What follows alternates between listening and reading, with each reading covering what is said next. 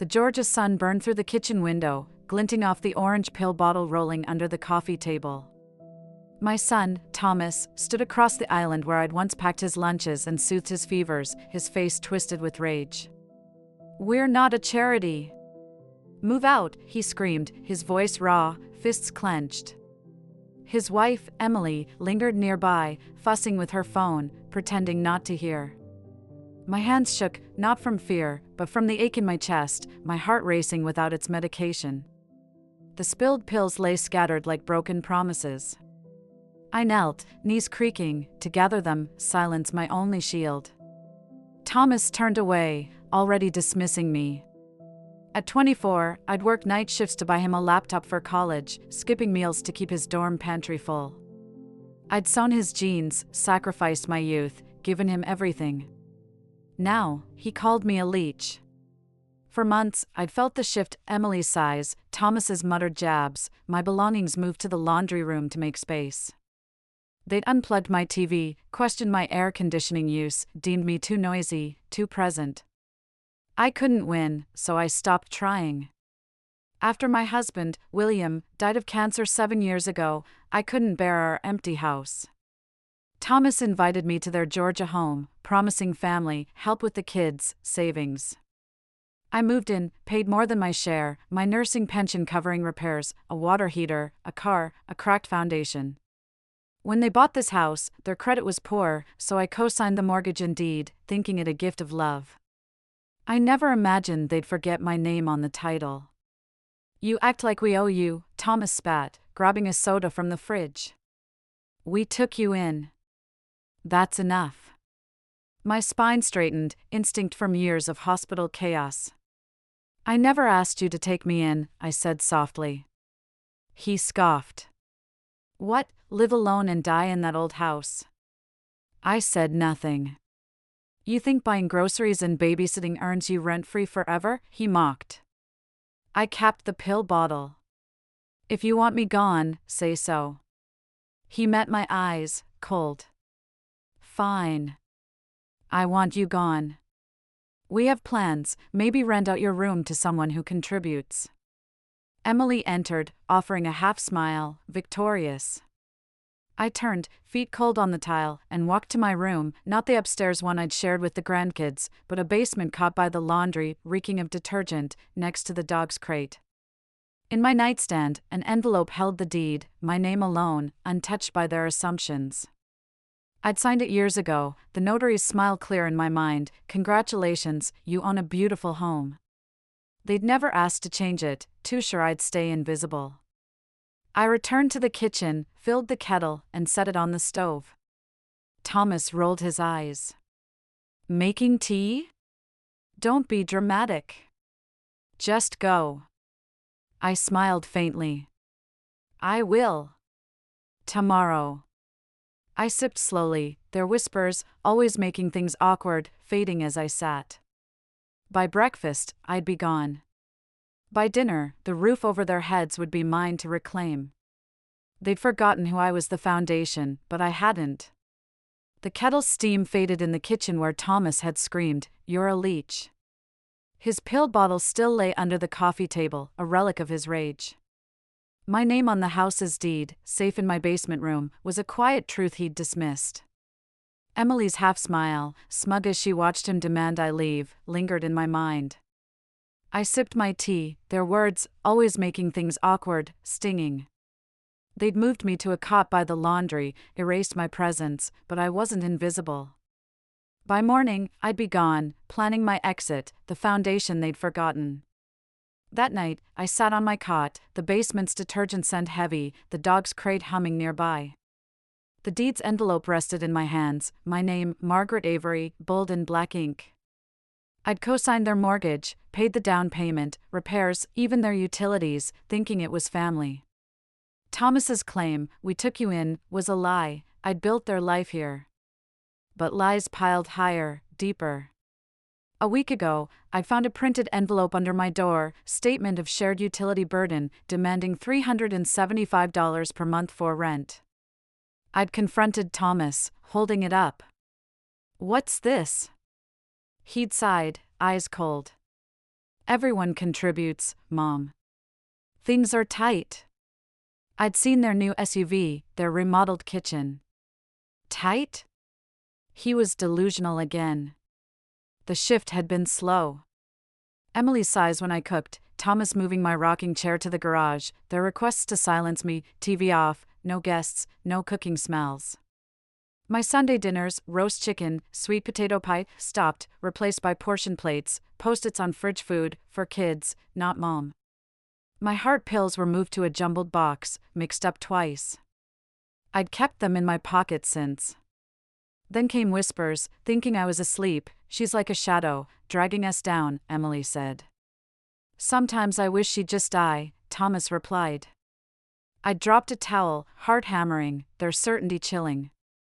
I opened my notebook, listing every cruelty, every payment, $375,000 down payment, $8,250 for the HVAC, $6,200 for the foundation. Silence wasn't surrender, it was strategy. A month ago, my church group stopped coming. Lila, my friend, called, hesitant. Thomas said you're under the weather, maybe moving to a facility. A facility? I'd never said that. He'd lied to isolate me. Neighbors, too, Mr. Jenkins muttering, thought you'd be gone by now. They'd spread rumors, painting me as a clingy burden. 2 days ago, I'd fallen, my heart racing without my refilled medication. I'd knocked on Emily's door, pleading. She'd shut it, calling me dramatic. I'd collapsed on the floor, their voices cold, she's attention-seeking. No ambulance, no help, just me, alone, crawling back to my cot. I found a bank statement in my suitcase, tucked behind William's photo. They'd tried withdrawing $2,000 from my pension, claiming it for house costs. The attempt was blocked, but they'd tried. This wasn't just cruelty, it was theft. I needed help. I dialed Sarah Thompson, my old hospital friend, her voice a lifeline. Margaret, come here. I packed essentials, deed, William's letter, my wedding ring photo, my notebook, into a suitcase. I'll be there tomorrow, I said. Sarah didn't ask why, just said, you're home. At dawn, I baked banana bread, their favorite, setting the table with napkins and warm coffee, not for thanks, but as a farewell. I wrote a note, thank you for showing me who you are. I didn't leave the eviction notice yet, that needed legal weight. I slipped out, suitcase rolling, the dog watching silently. Sarah's apartment, 2 towns over, smelled of lavender. She hugged me tight, her gray hair soft against my cheek. Over tea, I told her everything, the rent, the basement, the pills, the fall. She listened, eyes fierce. You're not their ghost, Margaret. You're a force. Sarah's guest room had a garden view, a chair that didn't creak. I called Roger Kane, William's lawyer, his voice kind. I need to know my rights to my house, I said, scanning the deed. He reviewed my emailed documents, mortgage, payments, receipts. You're the sole owner, he confirmed. They're guests, not tenants. You can evict them. He offered to draft a 30-day notice, but I hesitated. I'll decide soon. I wasn't ready to strike, but clarity sharpened me. By breakfast, I was gone. By dinner, I'd plan their end, holding the deed they'd never touch. The morning air at Sarah's apartment carried the scent of lavender from her garden, a stark contrast to the basement cot I'd left behind. My phone buzzed with Thomas's first call at 3 p.m., then again at 3:02, 3:05, 3:07. I let it ring, the deed to the Georgia house safe in my suitcase, my name, Margaret Avery, its sole claim. Roger's eviction notice, backed by my payment records, had landed at noon, giving Thomas and Emily 30 days to vacate. Their world was cracking, and I held the hammer. By evening, Thomas left a voicemail, his voice jagged. Mom, what's this letter? What the hell's going on? Emily texted, you've lost your mind. We took care of you, and this is how you repay us? Repay. The word burned. They'd thrown my pill bottle, called me a leech, let me collapse without help, tried to steal $2,000 from my pension. I turned off my phone, tucking it in Sarah's sewing drawer, and sipped tea by the window, the lake rippling under gray clouds. Nancy Reed called, her voice brisk. The house is listed, private showings, 3 buyers lined up. 2 are cash offers. We'll have bids by tomorrow. I'd met her yesterday, authorizing the sale with a steady signature. Keep it quiet, I said. Thomas can't know. She agreed, already photographing the property while they were out. I chose not to see it, the wraparound porch and oak trees. Now there's to lose. Sarah raised her coffee mug. They'll feel it soon, Margaret. You're unstoppable. The next morning, Thomas and Emily showed up at Sarah's, rain-soaked, rage in their eyes. Sarah opened the door, apron on, spoon in hand. We're here for Margaret, Emily snapped. Sarah stood tall. She's not here. And if she was, she wouldn't come out to be shouted at. Thomas barked, she's our mother. Sarah blinked. You remember that now? They left, dripping defeat, their car fading into the wet street. I watched from the window, heart heavy but firm. Nancy texted at noon, 3 offers, all above asking. Top one's a single mom, Ellen, cash, clean close. I chose Ellen, her story echoing mine, working hard, saving for a fresh start. Finalize it, I told Nancy. Roger reviewed the contract, his voice calm. It's locked tight. They can't stop it. I signed, each stroke a blade cutting their entitlement. By sunset, escrow opened, Ellen's deposit secured. The house was hers, not theirs, and they'd know it soon. The sheriff posted a final notice on their door a week later, the 30-day clock ticking. Neighbors whispered, cars slowing, Thomas is getting evicted? His mother sold it? Lila called, her voice soft. They're packing, Margaret. Emily's crying, Thomas is cursing. They tried a lawyer, claiming you're unstable, but it fell apart. Roger had crushed their claim, my deed and receipts undeniable. They're moving to a motel, Lila added. I nodded, no triumph, just clarity. They'd built their life on my silence, now it was dust. Thomas called again, his voice breaking, Mom, please, we've got kids. Stop this. I didn't answer. Emily left a voicemail, sobbing, we're sorry, okay? Let us stay, we'll pay you back. Too late. Their apologies were panic, not remorse. Sarah sat beside me, her hand on mine. You gave them everything, Margaret. They chose this. I clutched William's letter, paper remembers. My notebook's ledger, down payment, repairs, utilities, proved my foundation, not theirs. I moved into my new apartment, a small unit overlooking the lake, paid with the sales proceeds. Sarah helped me unpack William's photo, my mother's kettle, my notebook, while Nancy confirmed the sales close. Ellen's thrilled, she said. She's planting wildflowers. I smiled, picturing the porch alive again. Thomas's calls stopped, their motel life a consequence of their greed. I planted tomatoes in my garden plot, the soil mine, and felt the weight lift. I wasn't their ghost, I was free, my silence a storm they'd never outrun. The lake shimmered outside my new apartment's window, its ripples catching the late Georgia sun. My tomato plants, barely sprouting in their balcony pots, swayed in the breeze, a quiet promise of growth. Thomas's calls had dwindled to 1 a week, his voicemails a mix of rage and pleas, Mom, we're in a motel. The kids are miserable. Talk to me. Emily's texts, once sharp, now begged, we're sorry, Margaret. Let us make it right.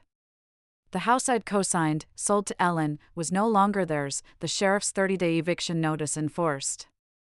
My deed, my ledger of payments, $375,000 down payment, $8,250 for the HVAC, had shattered their entitlement.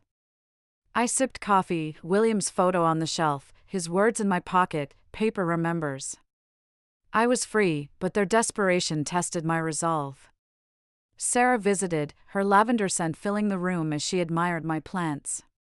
"You're thriving, Margaret," she said, pouring tea from my mother's kettle.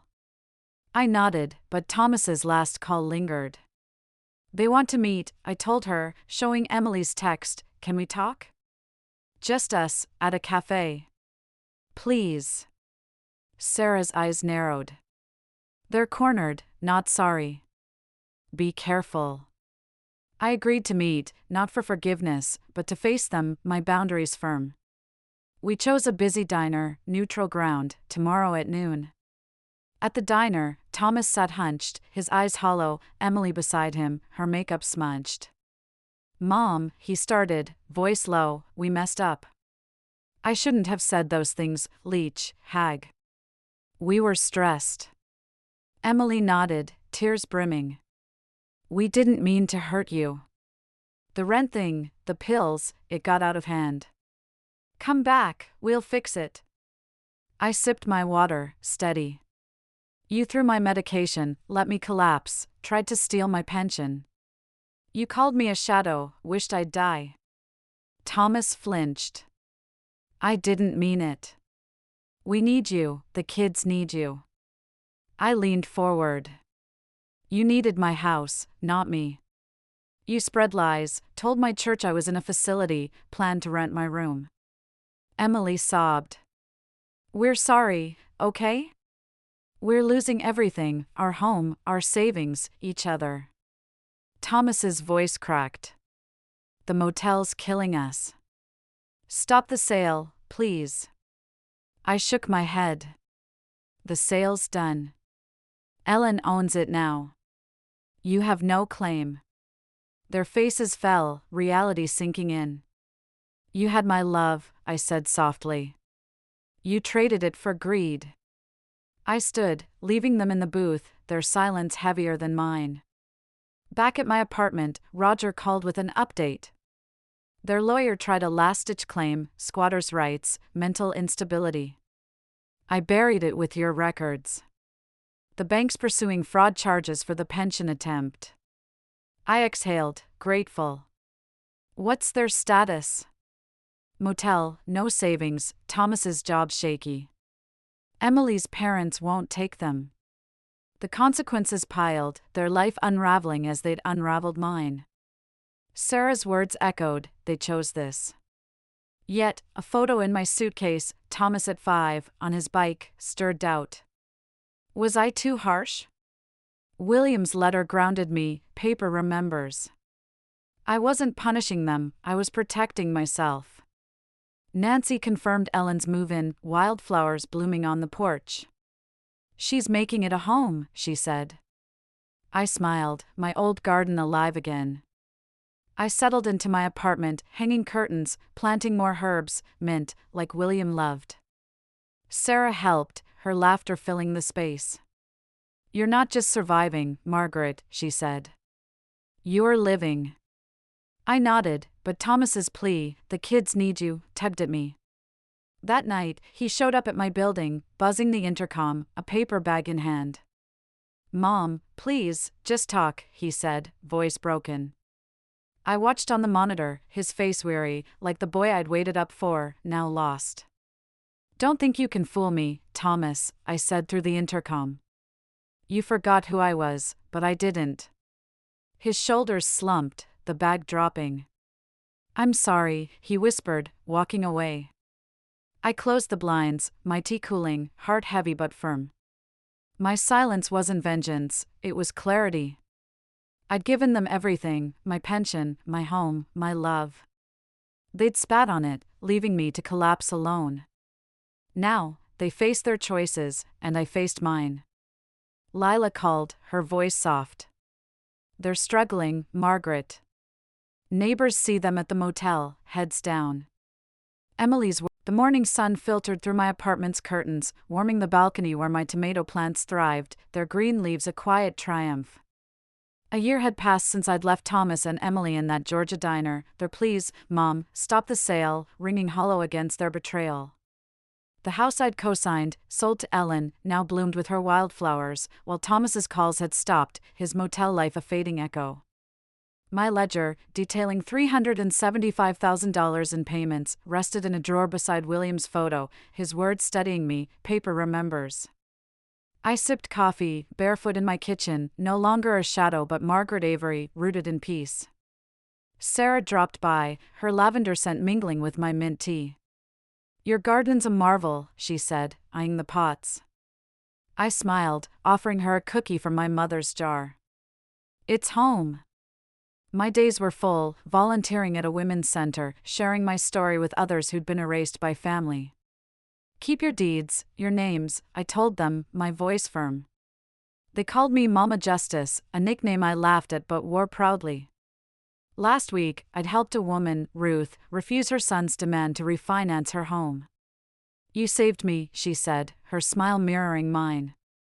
A letter from Thomas arrived, his handwriting shaky. "Mom, I'm sorry for the pills, the lies, for calling you a leech. I'm in therapy, working construction, trying to be better. I don't expect you to forgive me, but I hope you're happy." A photo fell out, him with his kids at a park, their smiles tentative. I kept it beside his old bike picture, not forgiveness, but a nod to his effort. Emily had sent a card months ago, apologizing, now living with her parents, retail job steady. Roger updated me, their fraud case ended with a fine, probation, no jail. Their divorce was final, their lives small but rebuilding.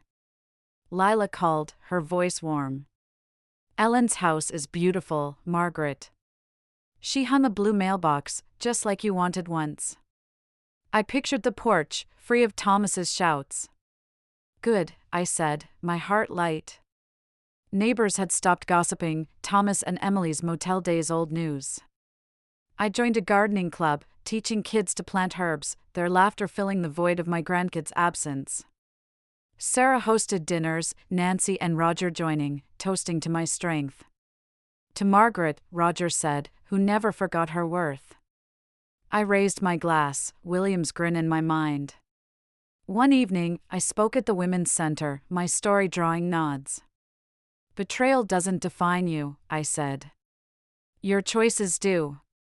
A young woman, Clara, approached, her mother facing a son's greed. "What did you do?" she asked. I smiled.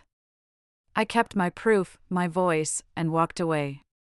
Clara hugged me, and I felt my legacy grow, not in a house, but in courage shared. Thomas texted, asking to meet, therapy making him see things. I agreed, mediated, next month. Sarah nodded. "Listen, but don't bend." I wouldn't. My boundaries were my roots. Yesterday, I tended my tomatoes, humming William's old tunes. A call came, not Thomas, but the center, offering a paid role leading their advocacy program. I accepted, my chest full. Ellen's wildflowers, Ruth's smile, my plants, all proof of life after betrayal. Thomas's meeting loomed, a chance to hear him, not heal him. I wasn't the mother who shrank or forgave too soon. I was whole, my kitchen mine, my coffee warm, my silence a choice. As dusk painted the lake golden, I crushed mint, its scent sharp. Thomas might change, might not. Either way, I'd built my peace, not on his remorse, but on my truth. I lived, not for him, but for me, Margaret Avery, the foundation, now growing free, one quiet, steady bloom at a time.